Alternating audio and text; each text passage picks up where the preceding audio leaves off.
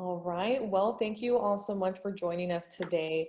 First and foremost, thank you to the Latino Center of the Midlands for hosting this virtual celebration and this panel, which is called Diversity and Inclusion, Leadership and Resilience. And today we are joined by three fabulous panelists who are everything leaders. They're great in their field. And so I'll kind of introduce them now.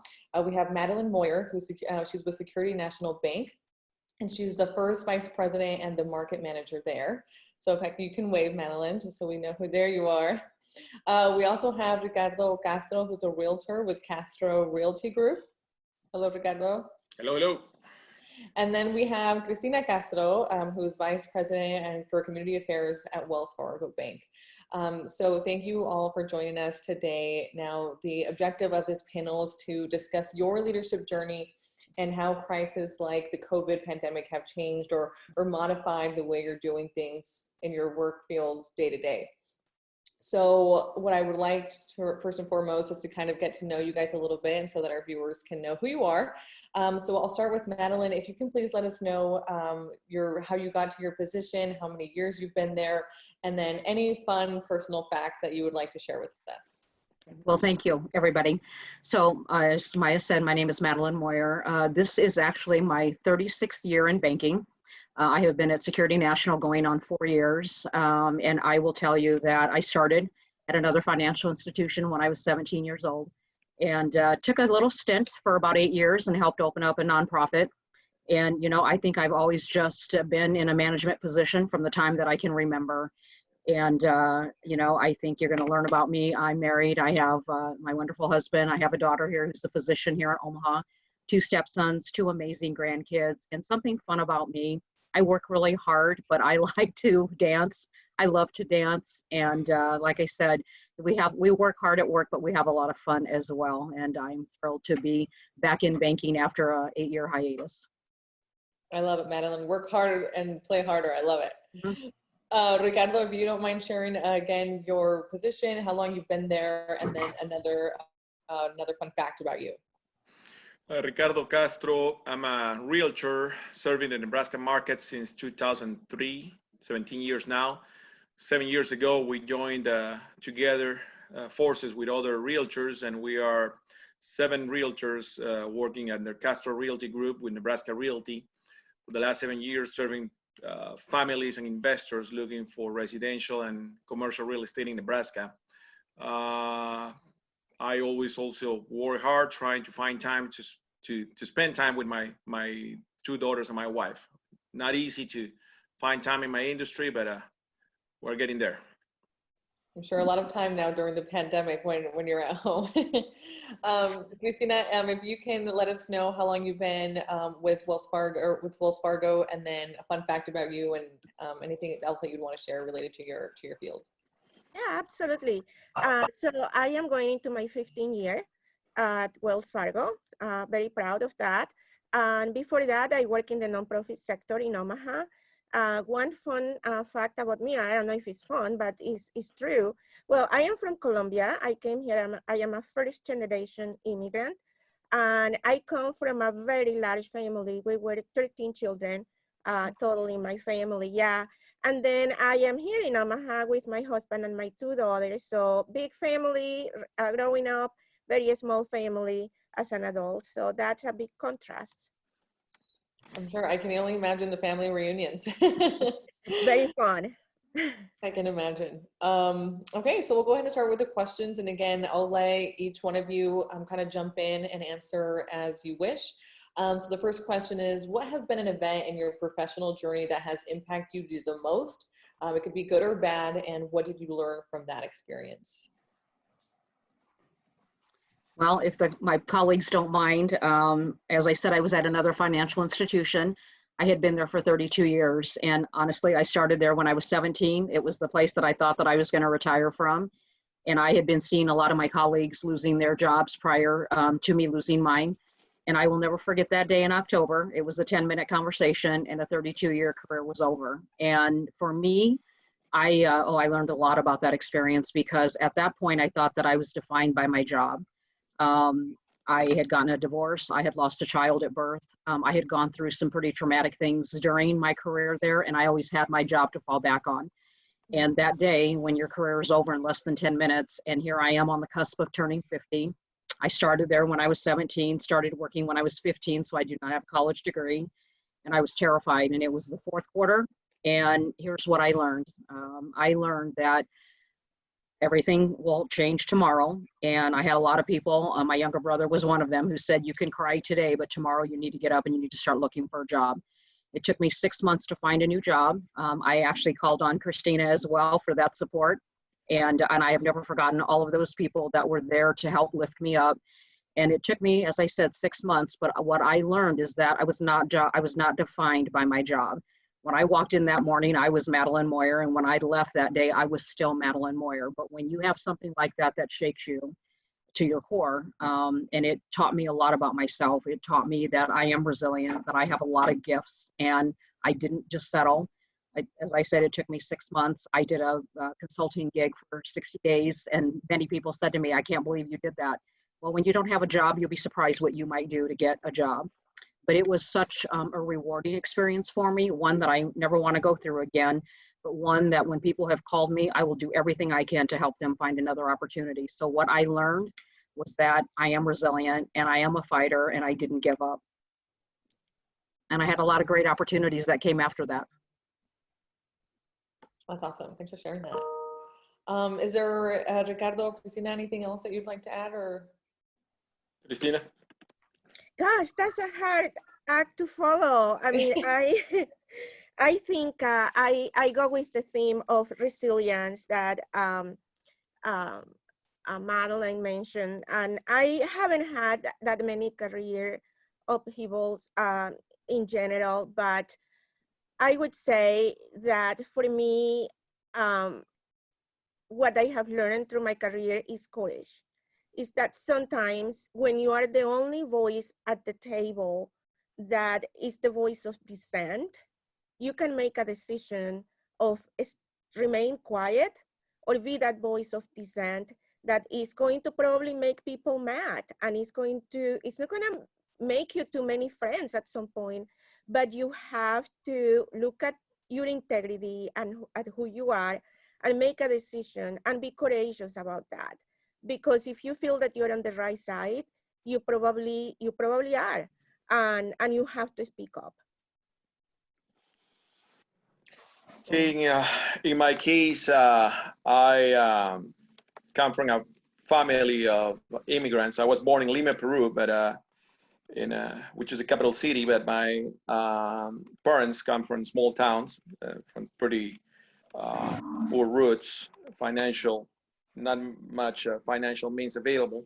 So they immigrated to the bigger city, and that actually marked my life because, of course, the years later, when I was almost 30 years old and I came this way, that's what I always thought. Well, I had the chance that they gave me education. I had a college degree, and I always brought back to my mind that I have more tools that they had when they got to Lima, and they raised us pretty well and gave us everything we needed. So that always, set the path that I had to follow, and business-wise too, because I was born and raised in a family where small businesses, the two of them, that were my two parents were small business owners. With that in place, with that in mind, as I faced other situations in my industry, the crisis, the real estate crisis and financial crisis in 2007 and 8, certainly brought me a lot of new clients that I'm actually serving until now, and also learning other opportunities coming out of crisis. So I'm a firm believer of that. Awesome, thank you guys. So obviously we're facing this very weird time right now. We're in the middle of this pandemic, and it's impacting every aspect of our life. No industry is immune to this. So my question is, how are you doing amidst the COVID pandemic, and how have you modified how you lead and how you are as a leader with your team? can start that one. Um, I think what I have changed. So first of all, I have to say that I am one of the fortunate people that have a job, that I can do the job from home. So my environment has changed because instead of being in the office, I am now doing my work from home and no direct contact with people. But overall, I have been fortunate from that side, and I am grateful for that. What has changed for me is that I always have believed that compassion in the workplace is an important value.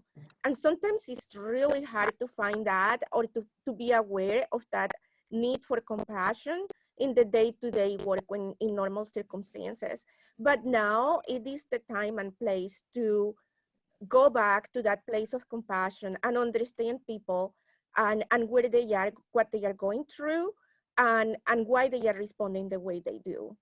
So that has changed, and I exercise that in my daily work with my team and with the partners that we have in the community, because this crisis is impacting people in many different ways, and it's not the same for anyone. And we have to look at people with the eyes of compassion. It is a very important mindset at this time. Absolutely. I think for me right now, obviously I'm grateful, like Cristina said, that I work in the financial industry and people, banks cannot close. Never did I think, if you would have ever told me that I would be working from home, I would have not thought that would be possible, but I am. And I told my boss called me about 3 weeks ago and he asked me how I was doing. And I said, I've learned something about myself. I don't really have the type of personality that lends itself to being at home. I am very much a people person. I have 6 branches that I oversee. And what I am doing is I touch base with them every day. I need to make sure, number one, first and foremost, that they're doing okay, that their staff is doing okay. And I have been creative and I've made some little signs and I've driven through the drive-thrus and I've gotten out of my car and I hold up signs that say, I miss you, because I do. I want to see their faces. And I think, I read something recently that a leader during profound uncertainty will guide their people to do to the next right thing. And when I read that, I thought, for me, that's all about focusing. There are so many unknowns and we don't know. It changes daily in our environment. I am happy to say that I serve on many nonprofit boards. We're all getting up to speed. I'm getting to be well, I'm not a Zoom expert. I don't know that I ever will be, but we are starting to meet now online. And as Cristina said, there are so many sectors, whether you're for-profit or nonprofit, that are being impacted. So how can we help our partners? And for me, I have to stay in the moment too, because if I start thinking about what's going to happen next, we don't know. So I think for me, my whole focus has been about what can I work on right now and keeping my people the same way and letting them know that I'm here, that the bank is here to support them. In my case, Maya said something when asking these questions that these are weird times. In my case, these are real weird times. I went through many crises in my life, where I come from, and actually, some people joked around about us saying that we are sons of crisis times, and that's why we are here. So we went through a lot of crisis times, and then, as I said, my own industry before, but this is unique. This is so different.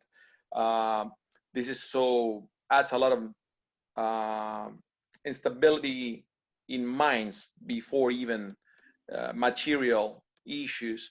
In my case, I am lucky in a way that I'm going and showing properties every single day except Sundays. So I'm out there. My wife is not happy.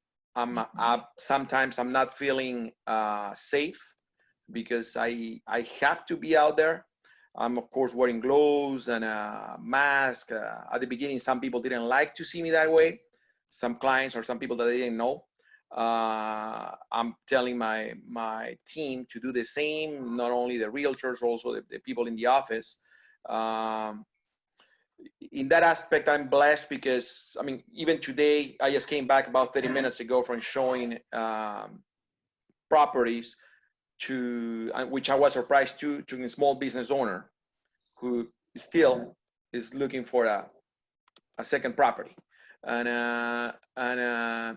So it's pretty unique. It's pretty weird in that aspect, because at this point my industry is pretty strong yet.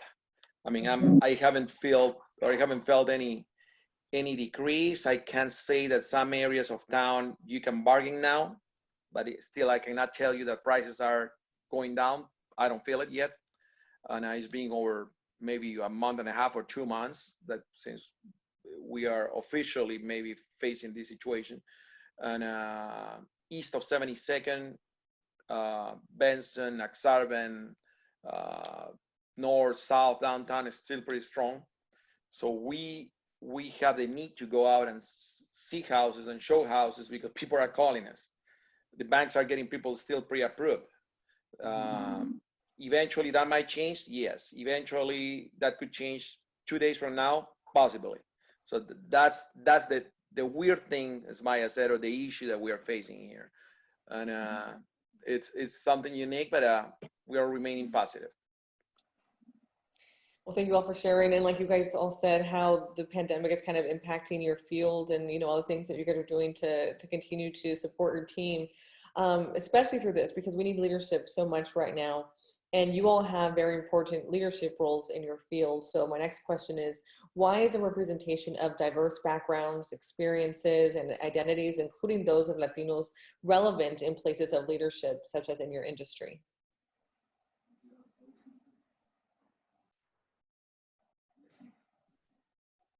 I don't always want to go first, but if you'll learn about me, Maya, I'm never usually speechless. I think that when I think about all my life experiences, there aren't, first of all, in the industry that I'm in, there are not a lot of people who look like me. That's just the way banking's always been. But here's what I want to tell people. There's no reason why it can't look like me. And there are those of us that are in banking and finance and every other sector. And I think, we all, when I think about all the experiences that I have been through, watching my dad come here from Mexico, watching my mother go out and get a job after my parents became divorced, never having had worked out of the home, becoming divorced myself and being a single parent. I can understand, and going back, Cristina said something earlier about we have to show compassion and empathy. And to me, it doesn't matter what job you're in, what field you're in, it is about being there to help people. And that's what I know this firsthand about my colleagues. We are all out there doing what we can to give back to our community because we have been blessed. And so I think that it is really important for people to have gone through all these life experiences, because we all three of us come from different backgrounds and different lenses, and we bring all of those experiences, all four of us do. And I think that that's important. And it would be such a huge loss if you did not have people like us who would be able to bring those strengths and skill sets to the table. So I think for any business who doesn't have anyone of color or other mixed cultures, you're missing out on how the next level that your company can be taken to. Okay. In my case, I would say it's always, I mean, we are told when we got here that it's a pretty conservative city and state, and the Midwest is pretty conservative, and of course there's more cons and pros in order to become a small business owner. That could be possible if people let that be. I mean, it's sometimes being different actually is a plus. Sometimes coming from places which are not that developed actually give us strengths and more, our point of views are wider. The whole macro view is wider for us, so we can take advantage of some situations that perhaps other people from which are not from the minorities, they don't see. And so to me, it's a blessing to be who I am and work I'm coming from, and I hope my daughters keep that in mind, and they realize that they have assets which not many people have, and also my team members and even my clients. I mean, some of my team members used to be my clients in the past, because I think it is our social responsibility to empower other people to go for their dreams. Yeah, I totally agree with Ricardo and with Madeline. And I think in my industry, I also work at a financial company like Madeline. And I agree with her that there are very few people, especially at the top levels of the organization, that look like us. So there is plenty of opportunity. And I make a call for education here because I think like it's a principle of economics that, you have to have enough material in the pipeline in order for you to get the results. I mean, Ricardo knows that really well. He has to have enough clients in the pipeline in order for him to make a living. And we need to have more young Latinos educated and looking for careers in the financial industry. I mean, I work specifically in corporate philanthropy. There are very few people like me there. And I am seeing more and more brown faces in Omaha in particular, but it still is not enough. So I make a call for education because I think that's what's gonna change the equation. Mm-hmm. When we have enough people on that pipeline that can be pushed through and break that glass ceiling, I think it's a concrete ceiling in the case of corporate philanthropy, then it's when we're gonna start seeing results. And I would say it's also, it's not just us doing what we need to do, but it's also on the side of the employer. I have found cases, me personally, in which the employer, the company, is not interested in that diverse perspective, is not interested in that diversity of thought. And I realized that, and I am like, well, but then do I want to work for that employer anyway? Mm-hmm. I mean, is it worth it for me to go and put my talent and my effort in a company or a group or a board for a nonprofit or whatever it is, that they don't appreciate that they don't see it that way. But we need to keep pushing that pipeline to continue breaking that ceiling. Perfect. Okay, so we have about a minute left. So just my last question, if either one of you wants to answer it or maybe just a few seconds each. But the last question is, what are the most significant barriers to progress and the brightest opportunity in diversity and inclusion in your field presented by being located right here in Omaha? Well, briefly, in my case, I mean, in the past, sometimes if I was going after the non-Hispanic areas as recognized unofficially, I was told that it could be, my accent could be a barrier, or the way I look could be. My presence or our presence in west of 72nd has increased year by year. And of course I have to be aware of tools and the online presence and things like that, but there are tools that we can research and look in all of our industries in order to change those barriers. Well, thank you guys so much all for participating in today's panel. Your voice and everything that you're doing is so important for our community. And so to have you guys on here and give us the access to know what you guys are going through and, you know, some part of your life that you guys have gone to, where you are at in your careers, is completely invaluable. So thank you all for making the time to be here today. Thank you. Thank you. Thank you very much.